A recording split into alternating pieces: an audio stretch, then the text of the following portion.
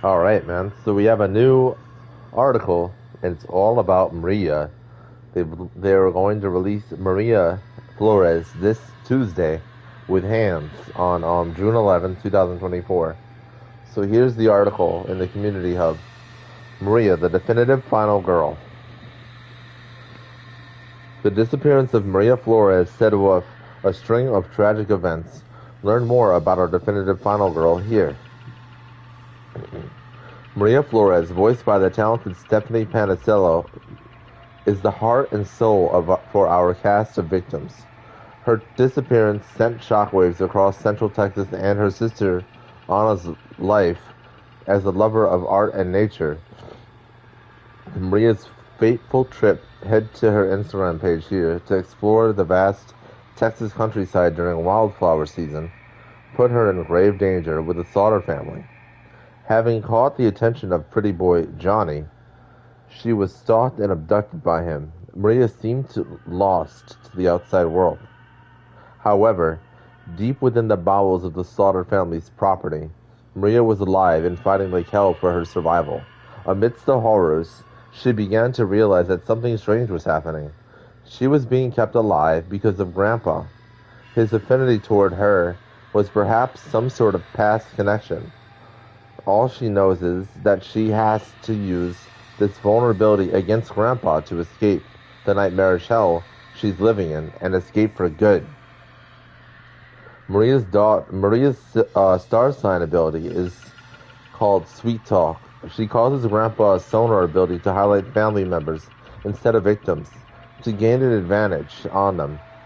This major gameplay shakeup reverses Grandpa's sonar ability to allow for more strategic play.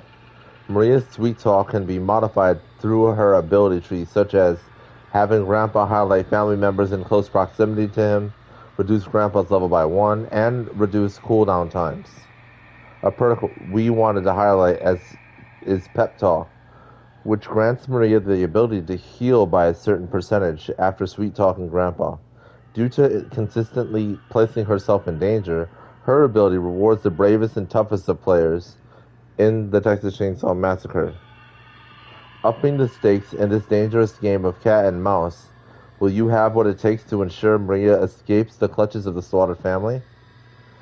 Getting into Maria's headspace was definitely not a happy place to be in, but finding the strength and resilience to push further when all odds of survival were stacked against her was a treat to discover. Her desire to live is incredible. She had me pulling from my own Latin upbringing that taught me to create possibility where they may not be, and to always find the beauty in life. Though it's the very thing that got her in this position, I'd like to think it's also what's kept her alive.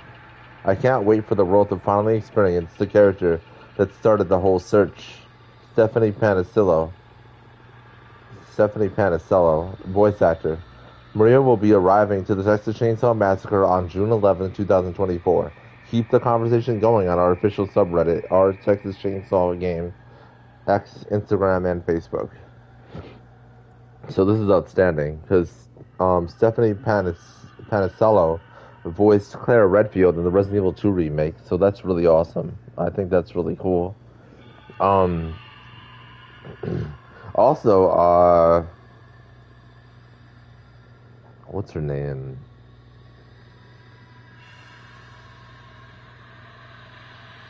I think Anna's voiced by Rose from Resident Evil Village. I'm pretty sure this is the same person, same voice actress, which is so cool to see the crossover, but like the actresses from the Resident Evil games into this game, and also the actor who played the brother in House of a Thousand Corpses is basically who's playing Hans in this game too. So all these little horror crossovers and everything. But yeah, this is exciting. So we get 2 new characters to the game, 1 family member, 1 victim, brand new skill trees for everybody. It's gonna completely change the whole meta of the game, which is something I like. The game definitely needs a change, and hopefully this is the step in the right direction for that, toward making it a little bit more balanced. You know, because right now it's not very balanced at all, and so hopefully this is a step toward a more balanced gameplay experience for everybody.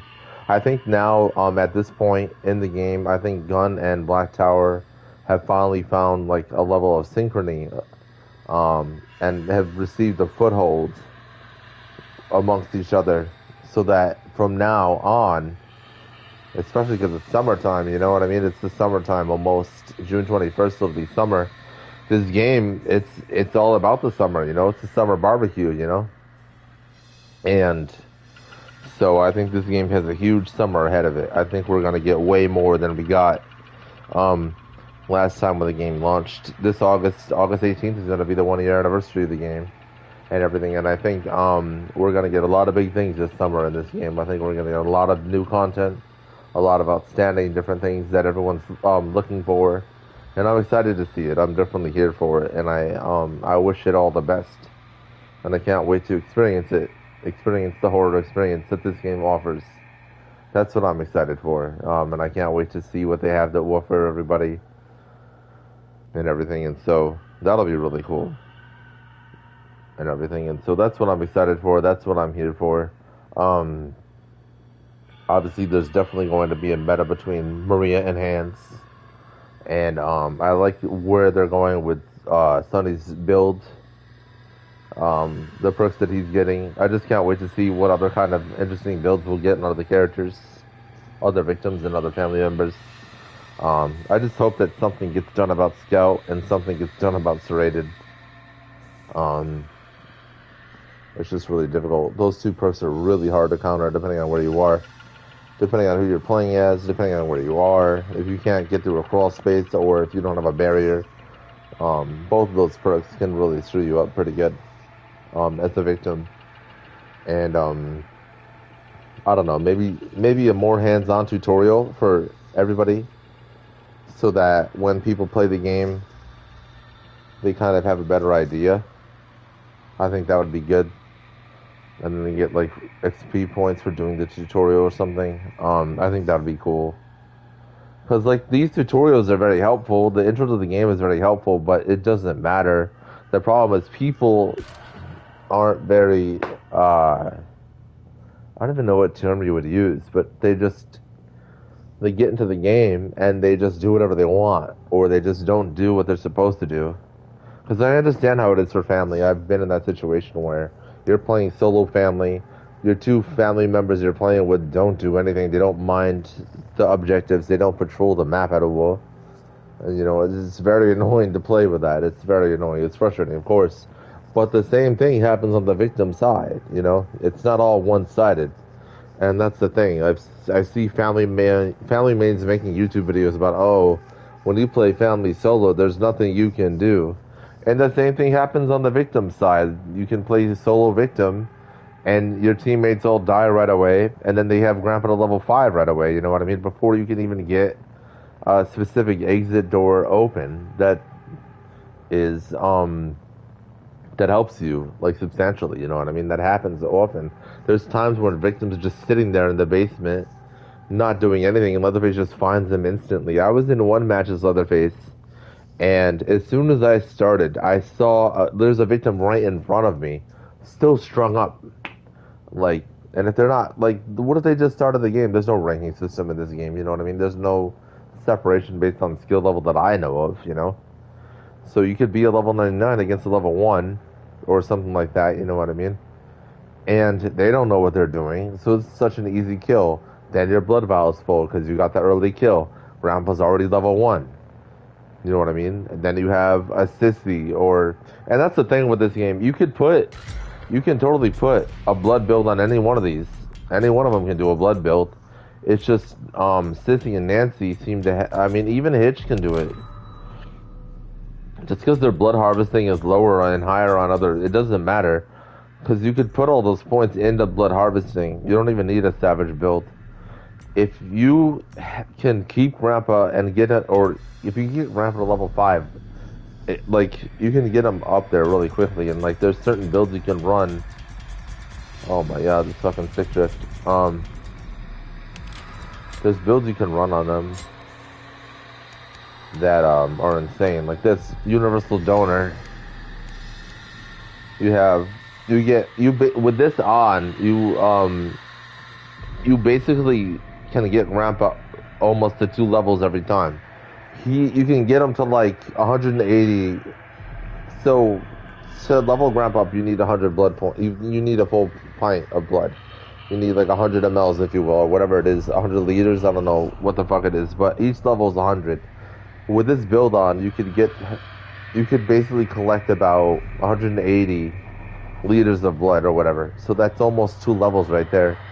So with this build on just by itself, and you max out the blood on her, you could get Grandpa to 180 blood points or whatever off the rip, basically, off the first time you feed him. Then you could just have a Johnny literally collect from 2 different blood vials on the map, or whatever they're called, the blood buckets on the map, and that Grandpa's already level 2. And then since he just rotates to the other side of the map, collects all the blood over there, and then that's already level 3. And then the same thing again, Johnny again, two blood buckets somewhere else. Grandpa's already level 4. You know what I mean? It goes so fast.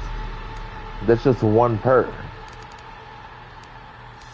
You know what I mean? And so then they trap Grandpa, and then you can't stab him, or you can, but you have to be really elaborate about it. So all that stuff, I mean, that's really difficult to counter, especially if they're fast enough to get to the other objectives before you can get out too. So it's really hard to counter that. And so it's actually a fairer way to play though than running this under Johnny. Where is it? This is one of them. This is a meta build on him. It's ready to just bleed them out. You hit them, you don't even run out of stamina. You just hit and hit and hit and hit and hit. And with the high savagery on, you can hit them pretty freaking hard too. Look at the stick shift out. It's insane.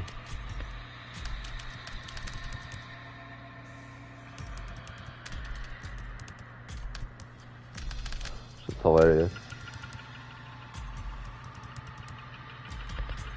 There we go. But yeah, it's crazy what you can do. So whatever they do to the skill tree, I can't wait to see it. One of the things I did, what we did when we first started playing was we just opened up everyone's skill tree all the way and just found a path to go. The more we played, the more we understood like what things were good to go for, what things weren't good to go for, based on what we saw in the game, based on playstyles and whatnot. And just based on what you feel like is the most necessary for you, is depending on who you're playing as.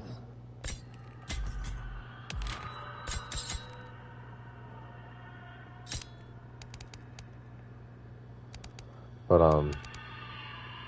it'll be cool to see.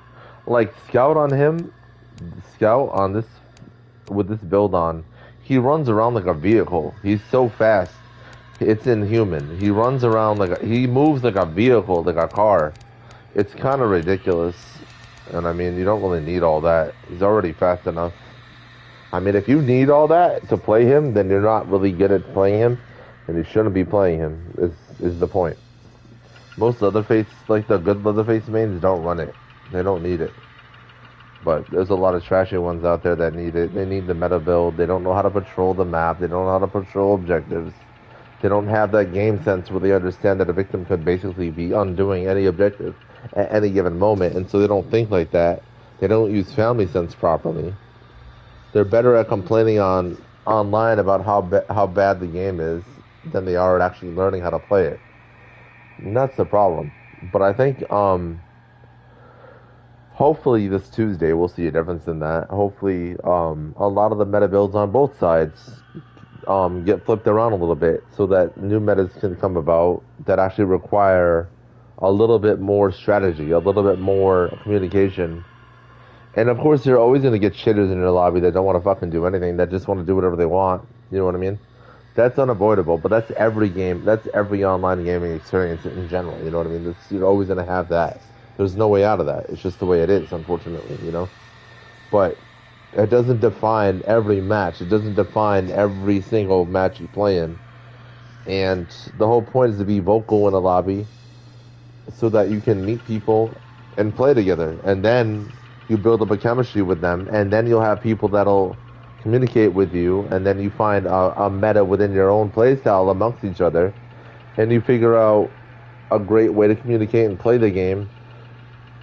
And then you don't have randoms anymore that do whatever they want. You have a team that'll play in a way based on what you guys learn from every match, no matter who gets out or who you kill. And the same on the victim side, the same thing. Who got out, who didn't, you know what I mean? Learn from your mistakes, and then you move on from the match, you know? But, I mean, the reason the game plays the way it does is because it's ultimately always going to be a horror experience. That's all it is.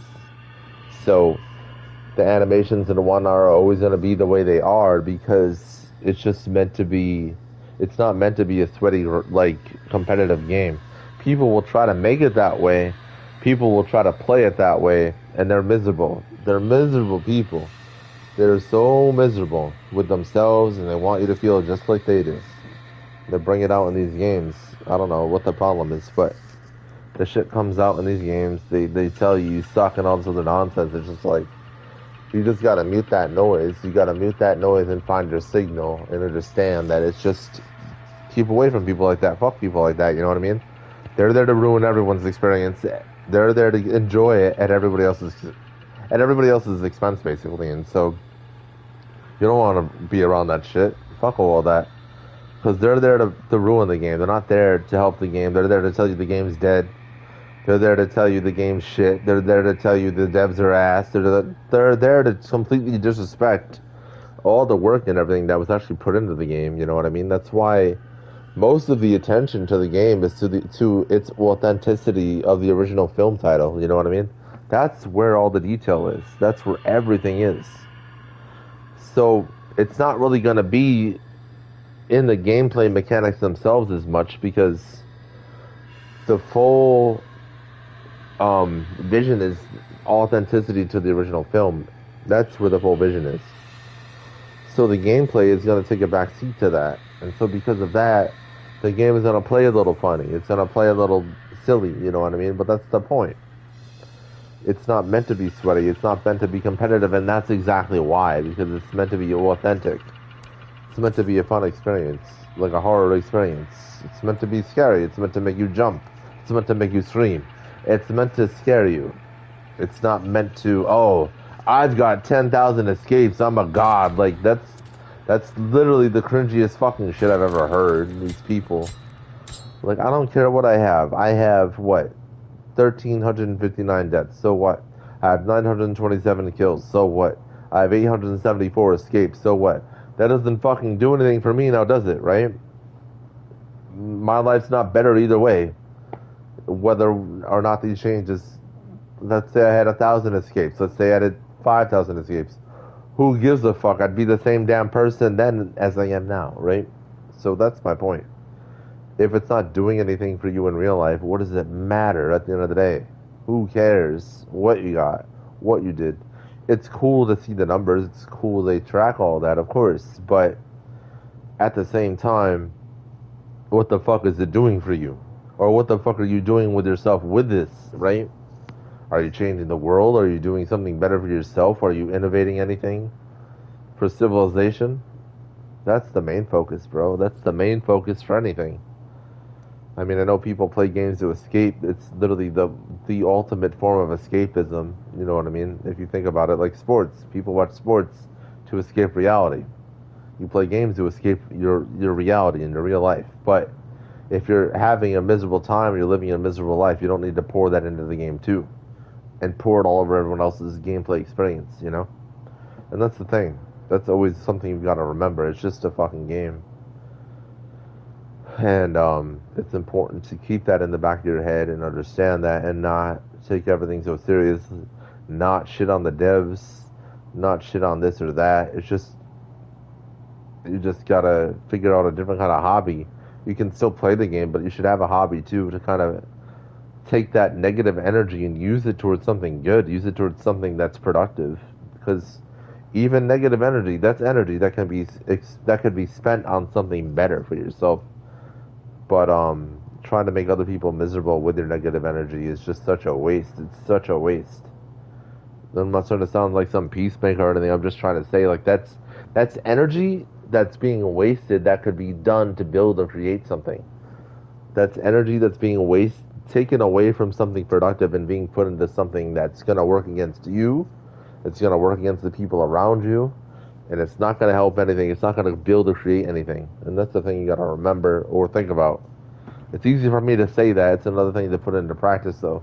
But it's important to keep that in mind, keep that in the back of your head, so that like you're not miserable, so that what you're doing isn't um, working against you. Because even if you think that like hating someone or shitting on someone makes you feel better, it doesn't. It's just like what is it? It's like a shot of dopamine in that regard, I guess, right? To people that like get off on that shit, but it's especially if they know how to counter that, it's just gonna work against you and make you feel like a damn fool, And you're not creating anything, you're not doing anything for civilization, which is what we should all try to do at some point, no matter how big or small. If you try to do that, at least you're creating something, at least you're doing something, just like these devs did by building something that's meant to entertain you. You know what I mean? Bring people together. That's good for civilization. That's what you want to do. It's always good to think about stuff like that. But people are selfish and distracted, and that's why the world is the way it is. Selfish and distracted. Selfish and distracted. You ultimately always want to think about the positive benefits of tribalism over the negative aspects of it. Because tribalism is something we all have as humans, and you can let it go toward the negative side of the spectrum or the positive side of the spectrum. That's a choice. That's your choice, though. That's the choice you have to make at the end of the day. How do you use your tribalism? What kind of people do you associate yourself with? What kind of people, are they good people or are they shitters? You know what I mean? Are they just haters? Do they just hate another group of people? Why? You know what I mean? What does that do? You're just running against each other. At the end of the day, there's something else that's in power over both groups. That's keeping you guys running against each other, distracting you from the real problems out there, so that none of them get solved, and you just end up destroying each other. That's all it is. That's all that ever amounts to. So that's why it's important to kind of take a step back and truly try to visualize everything going on and truly try to get a grasp of everything going on, so that you can use your energy towards something that's better to build. Don't destroy, build. Build something that's good. That's what this is. Something that's good, because it's supposed to bring people together. And that's the point. That's what you want to do. That's the positive benefit of tribalism. Anyways, I will see everybody this Tuesday with the patch notes. I'll be reading that off. Hope to see everybody there. And I'm excited for what this game has to offer. And I can't wait to grind in it and just to see the perks, to see that I can't wait to see all these random perks gone, man. I can't wait to see all that gone, all this random perks, they're all gone. Whatever's going to be in the skill tree is what's going to be in the skill tree, and that's that. No respecking anymore. The only reason you'll need to respec is to go from one side of the skill tree to the other, not because you want to get a certain perk anymore. All the perks will be there. So I'm really happy to see that. I wonder if we'll have to do the skill trees over again. Which, I mean, if we do, I don't care. That's fine with me. I have enough points to do it. So for me, it's not a big deal. But I can't wait to see what I unlock. I can't wait to see what's there, what they have to offer, and what else is coming for us, But it's exciting to see that her sister's alive. Because that's what set all this off, you know what I mean? That's what set everything off. And it was also awesome to read about Hans being responsible for making Leatherface who he is. He got into a fight with somebody and ripped their face off and gave the face to Leatherface when he was a boy. And that motivated Leatherface to be Leatherface. So that's really cool lore, because now that is out there, that ties into the movie. So if they ever make another movie, everything that goes on this game that's lore related will have an impact on that movie. It has to, and that's what's awesome. And that's what I'm talking about. Building something that brings people together, brings the horror community together. That's what I'm talking about. And that's just stories in the game, not even the gameplay itself, you know? But that's what I'm on about. That's what I'm talking about. And that's what they're on about. And that's what they're trying to create for everybody is that level of experience. But anyways, thank you guys for watching, and I'll see you guys soon.